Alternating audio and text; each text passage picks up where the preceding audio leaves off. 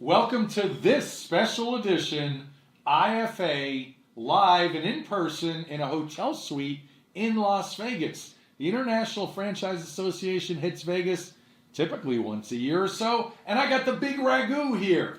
Up next, we sponsor children of first responders and towards their education. So we give them scholarships to different educational institutions that they do. We're really focusing on that experience aspect of it, and they're dialed into it. Cruise the day, we call it. Cruise the day. This episode sponsored by SEO Samba. Empower your franchise with predictable results and AI-driven marketing. Dave Burgosa is the VP of Franchise Development for Ford's Garage. Welcome to the show, my friend. Thanks for having me, Lance. I appreciate it. Who are franchisees of this brand?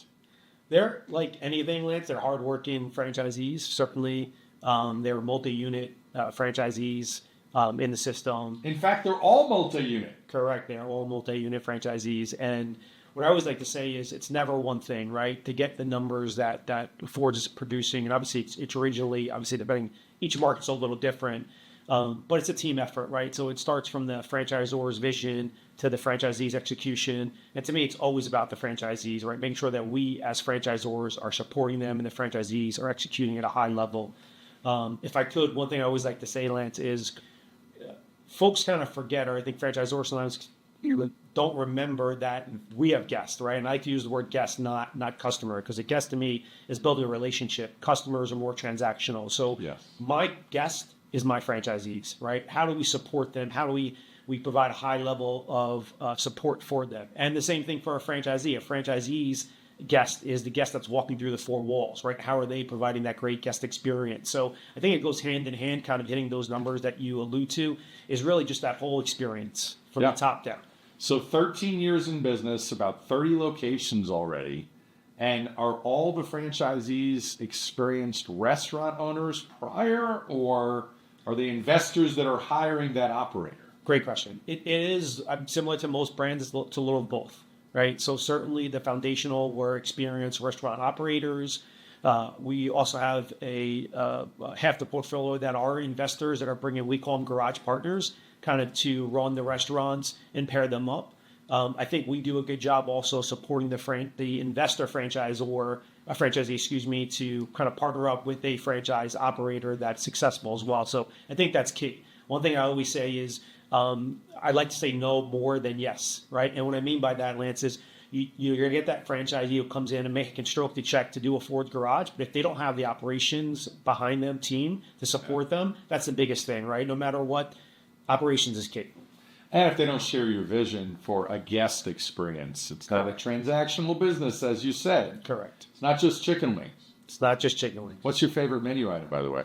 So I have two. I'll tell you the appetizer. I like the ahi tuna that we have on the menu. My wife likes that as well. It's one of my favorites when I'm trying to eat healthy. My wife would like that too. She's pushing me to eat healthy. Yeah. And then the signature burger. So our signature burger is kind of tried and true. I'm a basic kind of simple guy, so I like just kind of a simple burger, which is fantastic.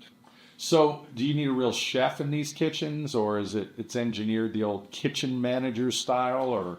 Yeah, 100% correct. One thing I think that all franchisors are focused on is obviously the labor challenges that we have, and feeling the strains from the labor that's continually increased, right, from a labor perspective. Really getting innovative in the back of the house. So we have implemented some technology on the kitchen equipment on the back of the house to really streamline that process. So you don't need a culinary chef to run the back house. Really, I always say you want to execute real good quality food at a high level, right? Yeah. Keep it simple. So what really separates Ford's Garage from all other casual dining eateries? Great question. I will tell you, and I always like to say full transparency, when I came on to Ford's Garage, I wasn't a Ford Garage lover, I wasn't a Ford lover. I knew obviously Ford Motor Company, but never had a car before that was a Ford. I didn't like Ford. Not that I didn't like it, just wasn't a customer. He wasn't a customer. What'd you have? Did you have a Chevy? All sorts, exactly. Every car but.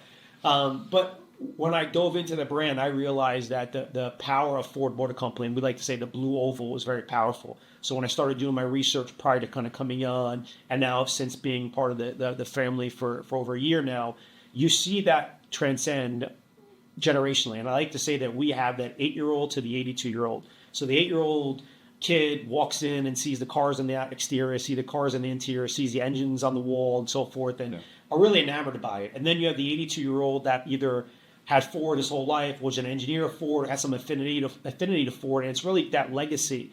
And we are a casual dining concept, family style. So we are not a sports bar. No, nothing to knock those sports bars. They're fantastic, but we really bring in the families. We're tabletops of 4, tabletops of 6. So mom, dad, 2 kids, mom, dad, grandparents, that type of kind of style. And again, I use that Ford Motor Company Blue Oval is super important, right? When you could look at it from a cross country, if you will, from East Coast to West Coast, it really transcends. And that's one thing I didn't realize prior to, but the power of that name is really powerful. And they've been great partners with us. Yeah, and like you said, they're partners. You have a licensing deal, correct, arrangement. It isn't based on a fictitious brand. It's on a legit brand in a restaurant, and oh, by the way, it's fascinating and fun, and people love car history. So talk about how you jump in the community, because I would imagine there's car shows and things like that. Yep, absolutely. I will tell you there's probably 2 things that we do, I think, really to help get into the community from a franchisee perspective, running the restaurants. We like to call them motor mixers, so car shows, kind of inviting car lovers to the parking lots of the Ford's garage. And then obviously from there, they're coming in for lunch or brunch, depending on the day of the week that it is.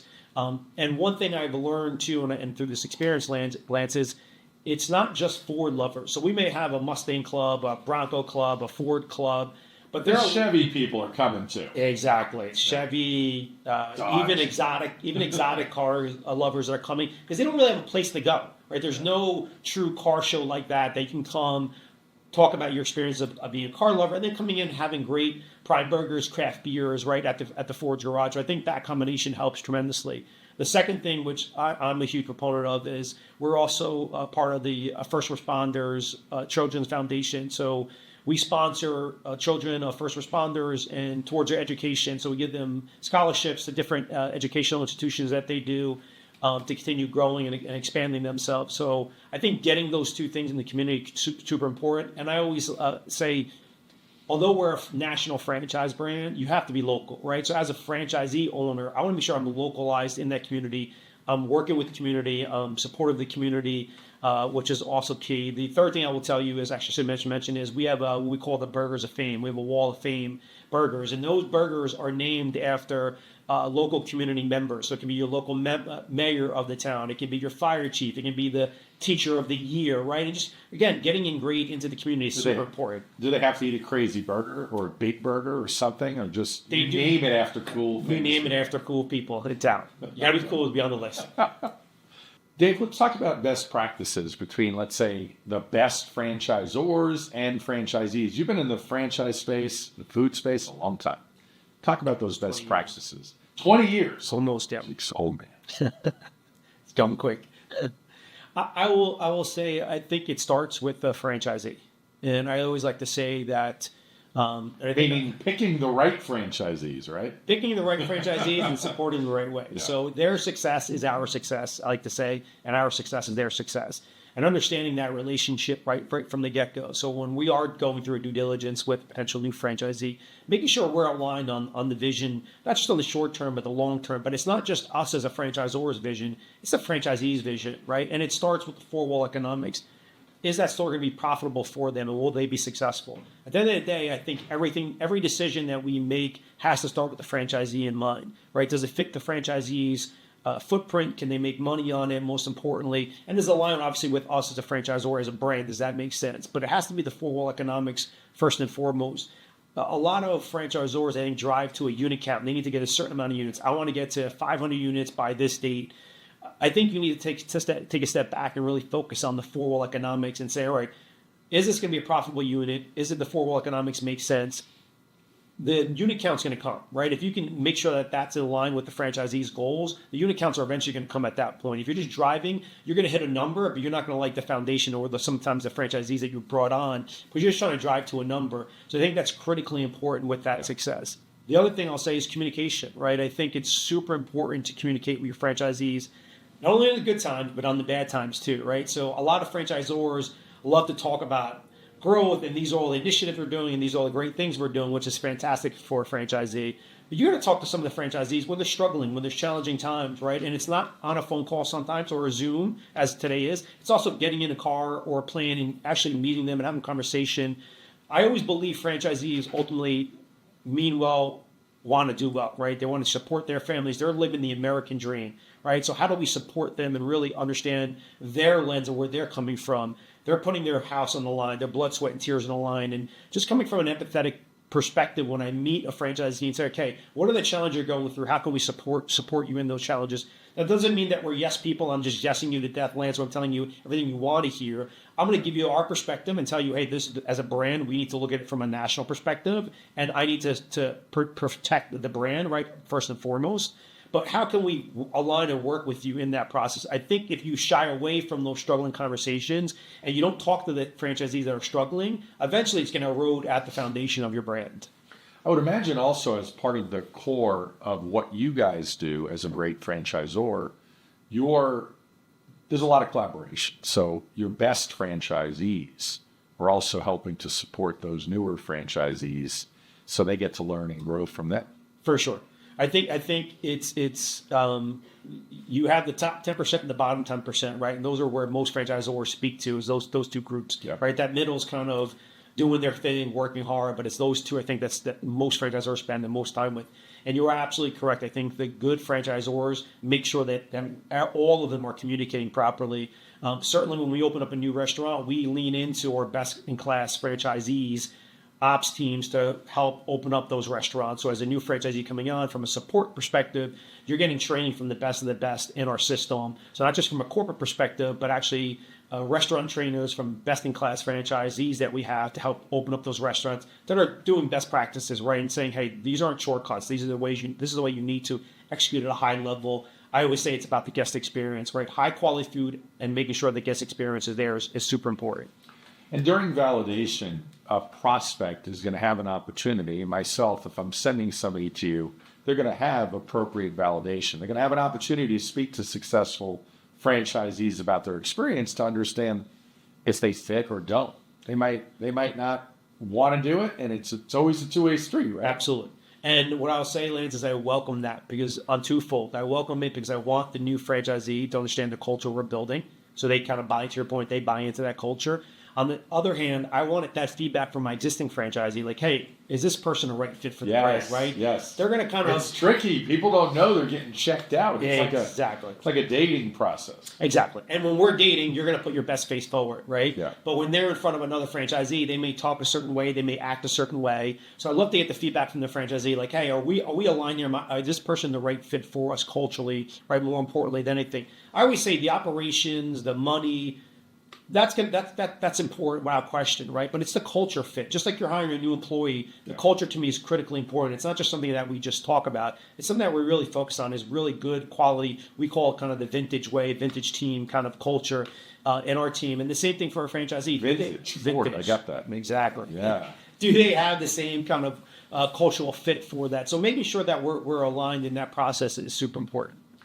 So I'd also imagine you're doing face-to-face discovery days. Are you making people come to you so you can check them out for those reasons? Cruise the day, we call it. Cruise the day. So it's not, in franchising, you've been in it 20 plus years, meet the team day or discovery day. And since COVID, as you're aware, some brands said, we're good. We figured out how to do this remotely through Zoom or something like that. But I still like the idea, especially if I'm investing my money, to go check them out. They're checking me out. I want to check them out too. So I'm glad you do that. And obviously you got a lot to look at, a lot to see. For sure. And I will tell you, so we're in alignment. We do the same thing, Lance. And I tell you, we do a mixture of both. So to me, the discovery process is a little bit virtual, kind of due diligence from a virtual perspective. So we're doing virtual calls with our operations team, with our design and construction team, with our marketing team, with our finance team to kind of vet out our discovery process on both sides, to your point, on that process. When we get to a certain point in the process where I'm like, okay, Lance is a good fit for Ford's Garage, we'll invite you to a cruise today where we bring a bunch of potential new franchisees to that day. And that's the final kind of meet and greet. You'll meet the rest of the executive team on our team, shake hands, and kind of get to know yourself. And that really is a time for us on a personal level. Like, tell me about your, not that we haven't gone through that on a Zoom call, but face-to-face, Lance, you know, it's much different. Energy is different. So tell me about your family. Tell me about your friends. Tell me about what are your goals? Where do you want to be in the next 5 to 10 years? You know, with Fords and even your family. Like, so we're aligned on what the support looks like. We all know franchising is difficult, right? Let's make no mistake about it. Restaurants are difficult, but they're super rewarding and so much fun. But it takes a lot of time and effort. So I want to make sure that your wife or your husband are supportive. Your kids, if they're older, are supportive in that process. It just makes it a lot easier for success, right? So having those conversations are important. And I agree that face-to-face, you can't beat it. I just thought to myself, you know, Dave, if you think of your top 3 best performing franchise owners, what do they have? What are those characteristics of those top owners that you hope to always find in the prospects? I think one, and I always start with this, is humility. They have to be humble, right? No matter how long we've been in the business for so long, I would say I learn something new every single day. And I'm intentional about that, Lance. I want to learn something new. There are some really great operators, as you know, in this industry. So I think they need to be humble, realize, hey, we're going to learn from you, Lance, but you're going to learn from us as well as a franchisor-franchisee relationship. So I got to see that when I'm talking to somebody. Not the person that I've been in the business for 20 years, I know it all, just give me the keys and I'm good, right? That's not what we're looking for. I think so our top franchisees have that mindset that they're always looking to learn and collaborate with us. I think the second thing is they're true leaders in their restaurants. So from their management team, from their guest experience, they are in their restaurants. And not every day. You don't need to run your restaurant. You have your management team and your garage partner running it. But you need to be involved in your restaurant. What are your P&Ls? What does your marketing look like? What does your COGS look like? Right? All the key KPIs that we don't need to bore everyone about, but we know about. They're the ones that if I pick up the phone call, they know what their COGS are for the week. They know what they're running, what their payroll's running. Cost of goods sold. Cost of goods sold, right? They know all the metrics that you should know, right? Versus you pick up another phone call and I have to call my accountant or my CFO to give you those numbers type thing. Yeah. That's someone who's not really dialed into their business, right? They're not running they're kind of running their business. They're trying to grow their business. Every great manager has that dashboard they can look at daily. For sure. And I'll say the third thing is and I go back to it, is the guest experience. They are methodical of the guest experience, or focus on the guest experience and making sure their team is focused on that, right? So when I go in their restaurants, I can see their managers doing table touches, talking to their managers, talking to their team too. They know their team members, they know the guy in the back of the house to the front of the house and all that, and really focusing on that experience aspect of it, and they're dialed into it. I think if you have all those 3 things as an owner, you will be successful. Yeah, awesome. So this is a true entertainment type of experience. Talk about the marketing aspects of this. This isn't like going to Applebee's or Chili's or TGI Fridays. And I love to use the word entertainment, and I probably borrowed it and stole it from somewhere, and I like to use the word entertainment. Yeah, it's been around. It's all yours now because nobody's really doing it anymore. Exactly.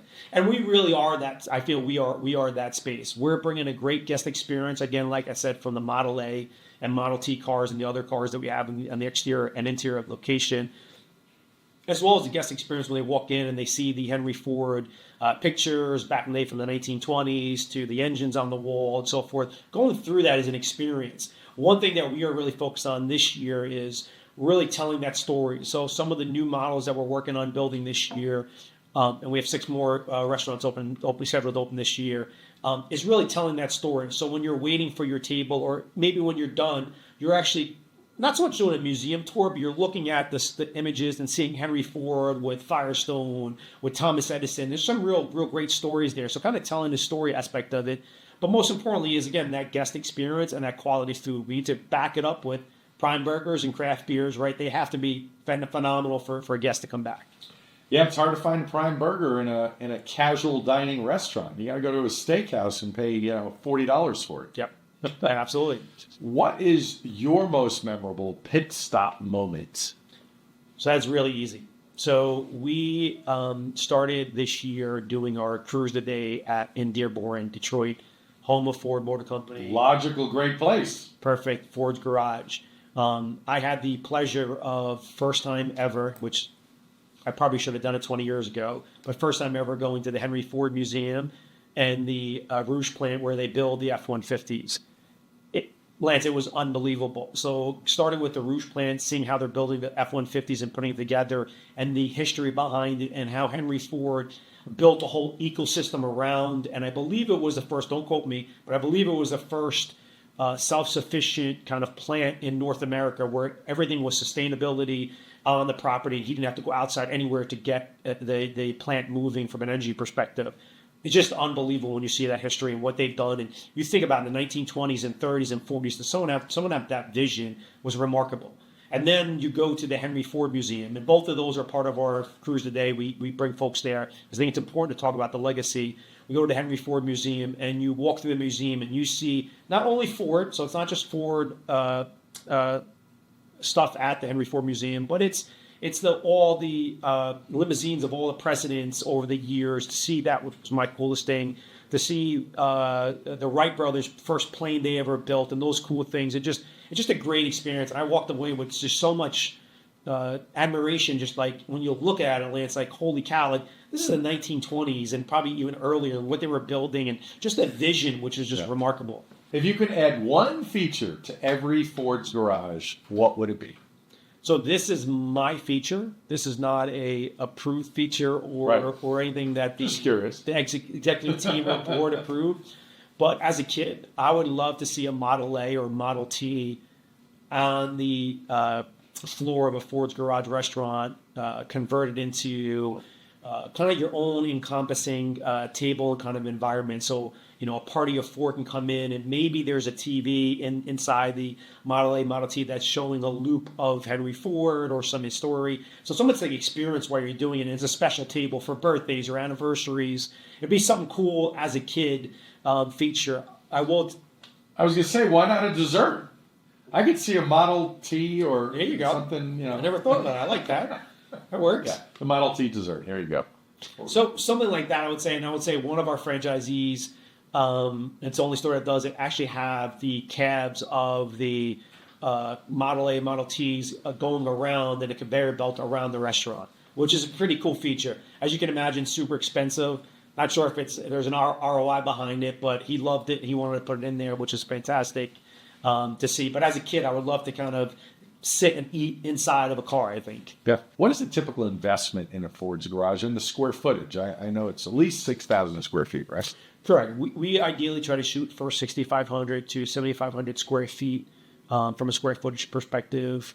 Try to get at least 250 seats in a Ford's garage. That's including the bar area as well, and outdoor patio, depending on what region of the market you're in. You've been awesome, Dave. You're dropping all this great. Shit. Well, thank you. Giving us all this great information. Final thoughts, final words of wisdom for the audience? I will tell you, I love what I do. I'm in a space that kind of, we help folks kind of live the American dream. And our guest profile is the American dreamer, which is, it kind of works for me. But I would tell you folks who want to do franchising Ford's Garage from a casual dining perspective, from an entertainment perspective, I think we're best in class. We're dialed into what it takes to be a successful franchisor, and most importantly, support a franchisee. And if you're looking to franchise casual dining, Ford's Garage, want some great burgers, great beer, we're the place to be. Our menu is obviously much more than just craft burgers and prime burgers and craft beer, but it's a fantastic opportunity. One of the greatest entrepreneurs, Henry Ford, is now reborn in Ford's Garage. So I appreciate being here. Thank you so much. Likewise. Thank you. Appreciate it. If you're ready to talk about franchise opportunities, hit the link below to schedule a call. My services are free, and don't forget to like, comment, and subscribe. Thanks for listening.